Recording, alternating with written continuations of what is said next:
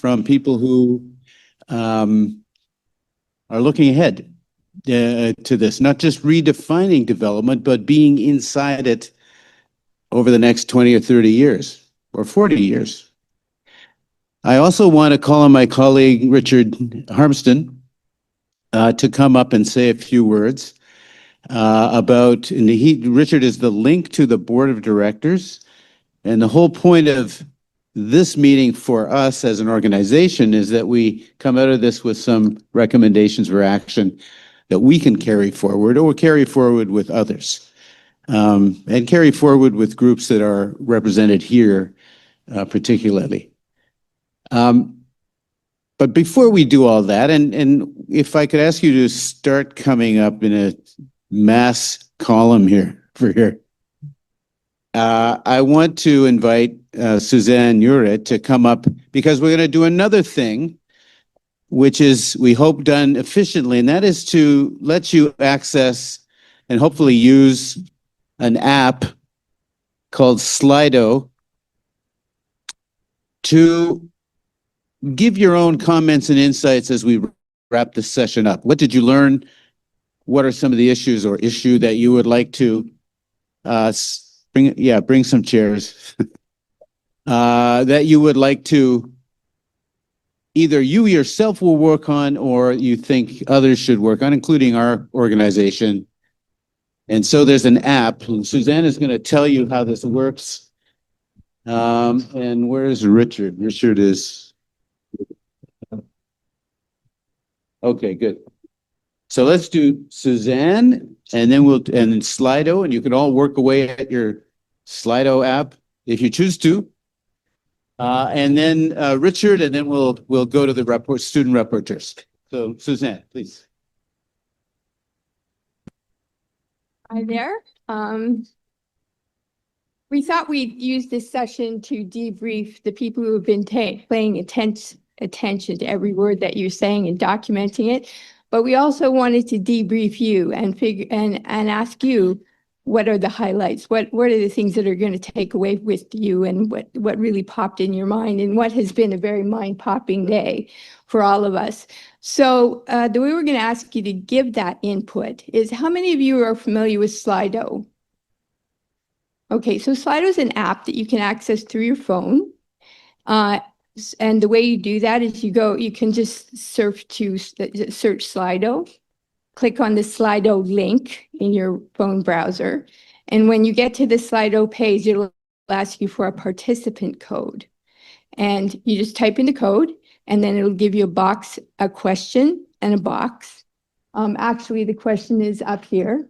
It'll give you a question and a box, and you just type in a few words saying what really popped out for you today. So is that clear? Yeah, I know the code. Yeah, it's like a really easy code. It's 123-222-5. So we've already been throughout the day that the rapporteurs have been adding ideas and concepts to the Slido page, and we invite you to add your own ideas and concepts even as you listen to them, and things might pop up for you. It's our way of debriefing you. Yeah.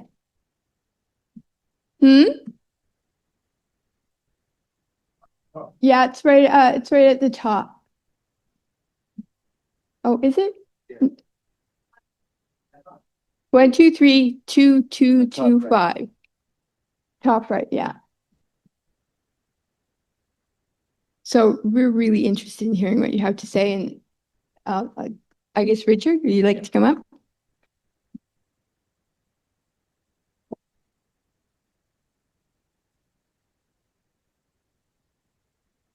Thank you, Ted, and thanks, Suzanne, for getting us oriented. So I expect to see a lot of heads down, punching away on your phone. You could pretend to be on Slido and be doing something else. Of course, now's your chance.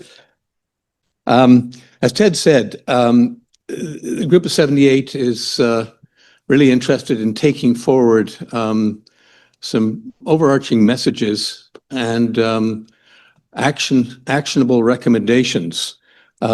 Taking forward means we're an advocacy, we're a dialogue and advocacy organization Today has been all about dialogue on the theme, but the advocacy part starts soon after. Because we'd like to wrap up what comes out of these conferences, as we've been doing for many years, and try to influence policymakers. We're a small organization. We don't have a lot of leverage, but we do like to work in cooperation and alliance with other civil society organizations. So we'll be inviting other groups, some of whom are represented here, to join with us in the advocacy actions that arise out of the report from the conference. These wonderful people here are central to pulling the report together, led by Suzanne, who is just here, our chief rapporteur.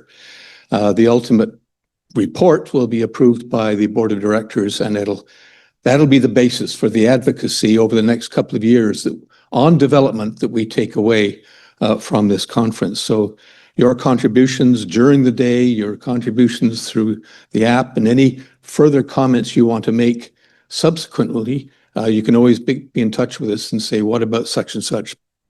Here's my idea. Here's my sense of what the advocacy should look like. Please get us in touch with us. What I'm going to do now for the next couple of minutes, and this is not going to be comprehensive or all-inclusive, is just pick out a few what I consider nuggets from the day's discussion and what colleagues have on the board and the organizing committee have fed to me. Just a few points just to help us get rolling on some of these messages and recommendations. A couple of themes that run throughout the day. One is, and my phraseology on it, how it comes out in the report, we can see later on, but to bring the state, that is governments and government, back to the center of development initiatives, control, and ownership.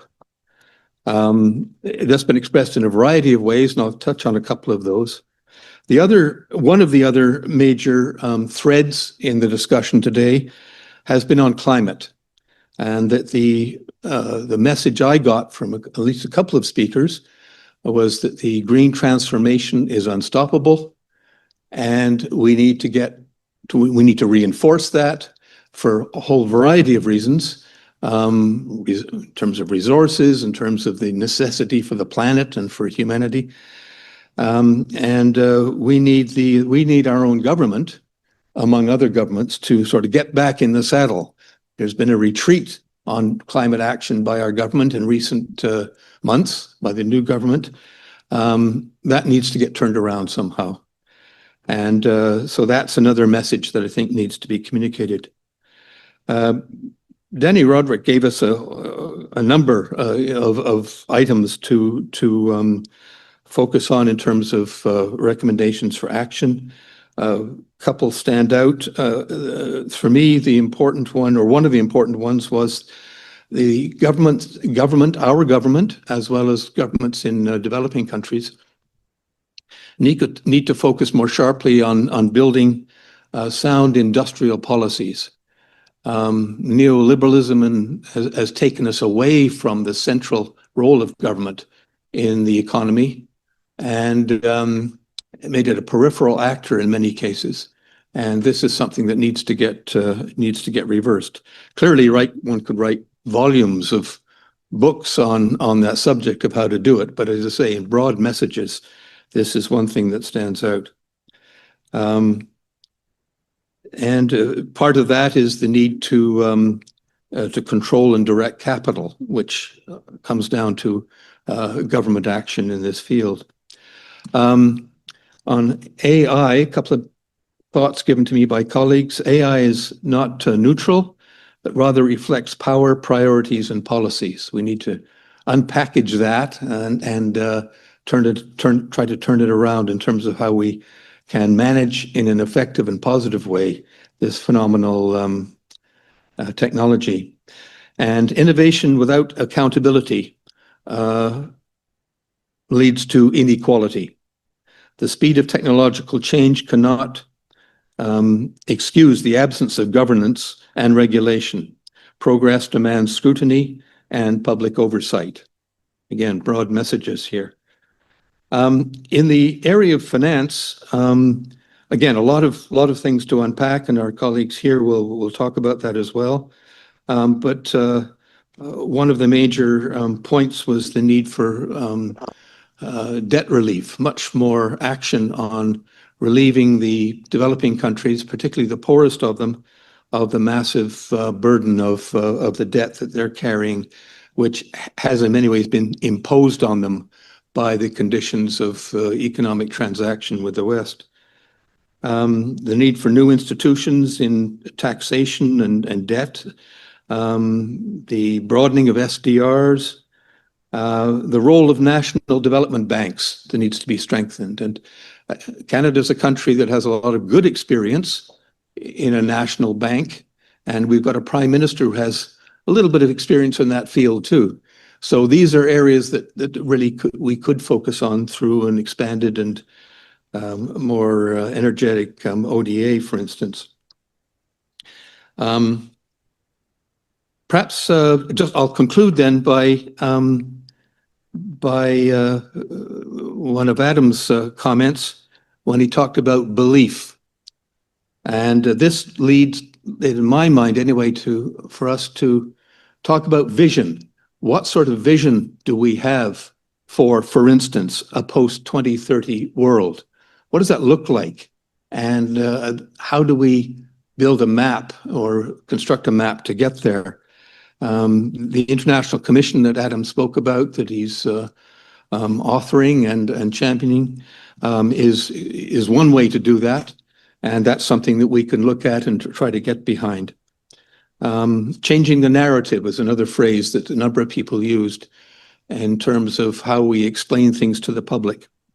And my last point related to that is that about the importance and the criticality of civil society articulating visions for the future and mobilizing within the Canadian body politic that vision and through communications to the public and actions to and advocacy to follow that through. So those are some of the nuggets, the gems that I heard about, say very selective, non-comprehensive, but something to enter into the takeaways from the conference. Thank you, Dan. All right, thank you. That was terrific. Now, the new generation. The new generation has 90 seconds each. You can send an AI agent later, and do more. But we have some mics. You'll have to share the mics, each individual. But we're asking them to talk briefly about an aha moment or an insight or an observation they have. And this can be of any scope, of course. It can be about what you want to do. It can be about what should be done in the broad field or very specific issues. So why don't we start at that end? And please go ahead. Hi, everyone. Thank you for staying this long. I promise to make it quick. So for me, this conference has highlighted the tension between ambition and reality in the current global development framework. On one hand, we have global models that push for technological and economic growth, relying on the idea that the benefits will trickle down to benefit everyone, and prioritizing private sector's priorities over public outcomes. On the other hand, if we look at the news, if we see the reality out there, we see that those models of global development policy have failed to address the systemic inequalities for minorities like LGBTQ+, racialized individuals, women, and youth. So while I believe in leveraging tools like AI and technology and innovative financing models, I believe that development should put people at the center of everything. We talked about technology and again, ChatGPT and this model and the other, but at the end of the day, it comes to improving people's well-being. So I feel like we can all try to reconcile those two views, and yeah, there is hope. That's my insight.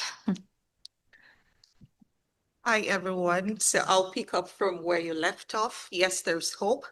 As we close today's conversation, I would like to say that I'll be leaving this room with more hope than when I entered. Hopeful not because the challenges have diminished, but because we are finally asking the right questions, like how do we innovate and how do we build a development model that is politically, socially, and culturally inclusive. The world has changed, and today's developing countries cannot simply replicate the industrial models of the past. However, we need to rely on value creation, research, science, and innovation, not imitation. I would like to echo what I heard from some of the panelists. Specifically, there's a need for citizens at all levels, especially the grassroots, civil society organizations, and others to hold our government accountable. ODAs remain important in terms of, to quote Susan, repatriation and commitment to global humanity. I'd also like to emphasize that ultimately development in the New World Order will belong to those who combine innovation with inclusion, profit with purpose, and growth or degrowth with environmental and social justice. We need to be better at framing and articulating and communicating the vision of why development and humanitarian engagement matter. So yes, there is hope, not just hope, but relentless and radical hope. Thank you.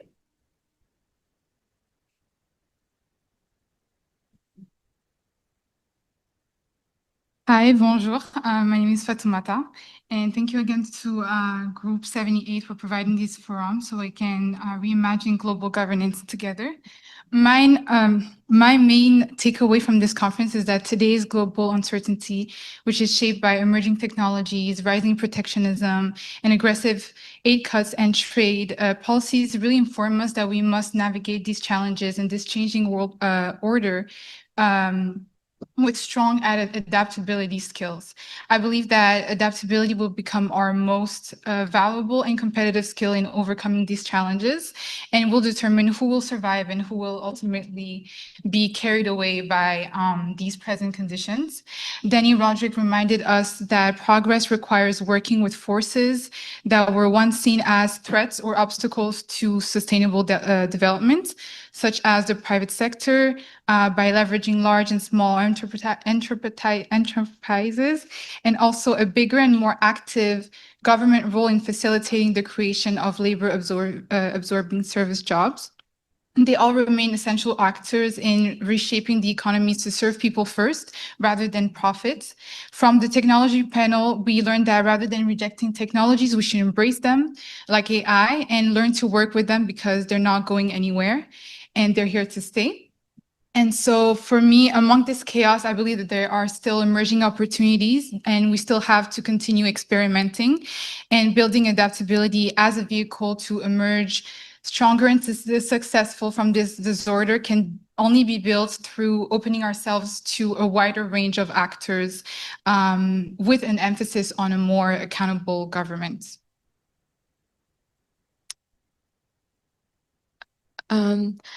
I'm very grateful to be invited here today to hear from so many insightful and courageous speech from experts from development. The main takeaway for me here is two important ethos, the ethos of self-criticism and reflection, as well as empathy. It is very refreshing and pleasantly surprising to hear certain concepts that have been taken for granted in the field of development, such as SDG or innovative finance, being challenged in such an honest and radical way here. It is very common to hear these buzzwords without really questioning the contradictions and the deep power imbalance and dynamic that sustain them. So it is very eye-opening to hear this problem being so openly discussed, and only when we admit our past mistakes and missteps can we move forward better. And another point is that we need to carry this conversation outside this room. It is encouraging to see so many people here still remain committed to global humanitarian mission despite the various domestic and international challenge we have. But we know outside this room, there are many people who remain unconvinced, apathetic, or skeptical toward our goals. It is important to engage with those people to frankly discuss the structural inequalities and power imbalance that keeps many of us down here in Canada as well as in the rest of the world. That is what I take away from today's conversation. Thank you. Hi, everyone. I'm Alyssa. Thank you so much for having us today. It was just a pleasure to listen to so many brilliant speakers. I have a lot of reflections and I need more than 90 seconds, but I spent a lot of time thinking, in a declining climate of global cooperation and ODA and increased geopolitical tensions, like how do we get there? How do we get to our development goals? And today kind of forced me to take a step back and like ask what those goals actually are. Like, where am I actually trying to go and who's defining that? And we had a lot of conversations today about, like when did aid become a zero-sum game, and why is it just an automatic, loss of money for the donor, right? As if you don't gain anything from a more developed and more prosperous world. And when we look at something like a more specific example of reorienting the SDGs, the question I think is now, if the major players are shifting, we do need to ask who's making the rules of the game now and who's setting those priorities.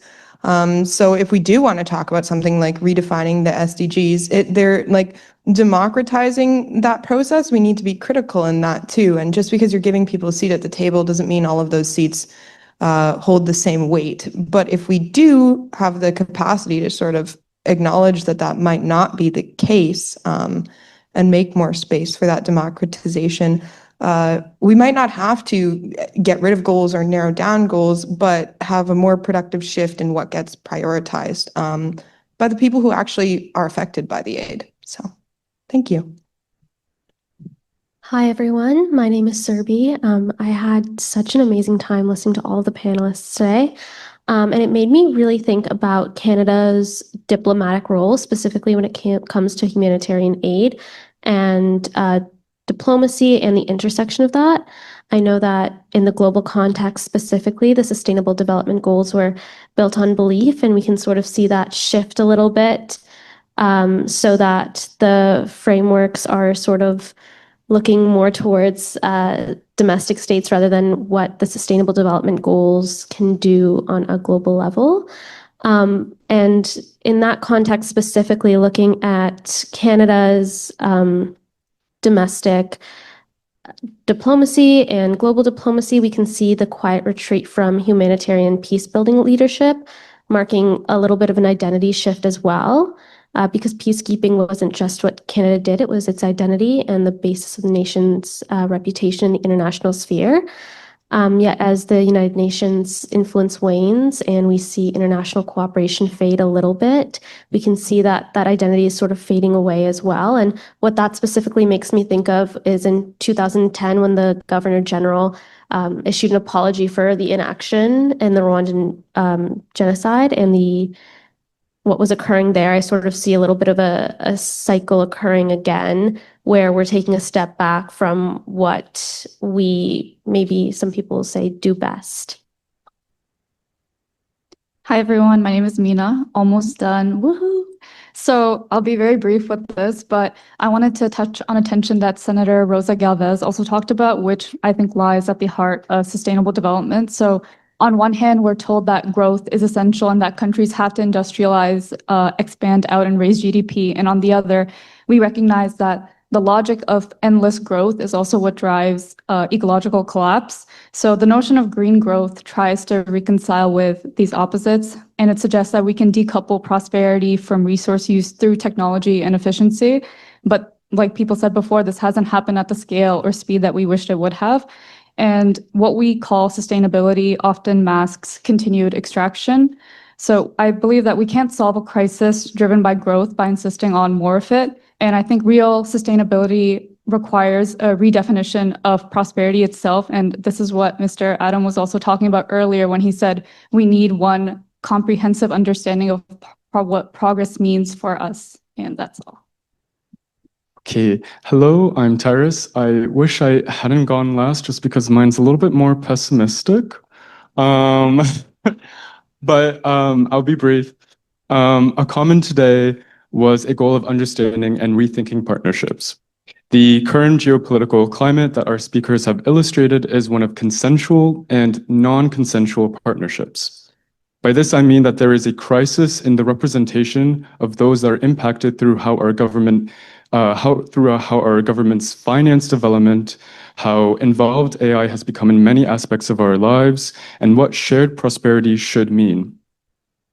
As our speakers highlighted, there are geopolitical issues on a macro level which have obfuscated the micro, when in reality, they are greatly interconnected and one cannot and should not be analyzed without the other. Moving forward, as Canada and the world faces a future of unstoppable development in AI, financing, and climate change, it should take the time to ensure that there are normative opportunity structures to inform and legitimize its efforts and foster inclusive, consensual relationships that better reflect the groups most affected and often left out.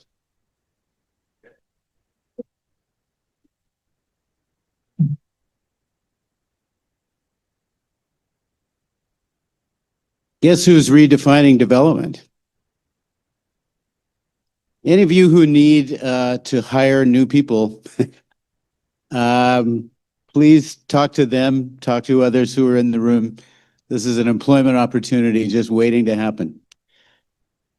We're going to be in touch with all of you. We'll be producing a number of products, knowledge products, including our main report.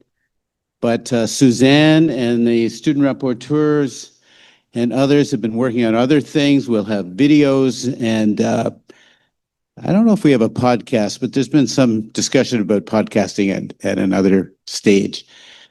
But I just want to thank everybody. I mean, you have been wonderful participants. You have dialed completely into this effort and contributed. So we've had 160 people contributing. And that's a very special thing. And we've had great minds and roles and organizations represented in the room of a variety of generations. And we're going to go forward. This has been very exciting for us, very stimulating. And we're going to put together an agenda for our organization, but we'll also be looking for opportunities to work with all of you again. And as I say, we'll be in touch. Merci beaucoup. Thank you for a terrific day. Thank you.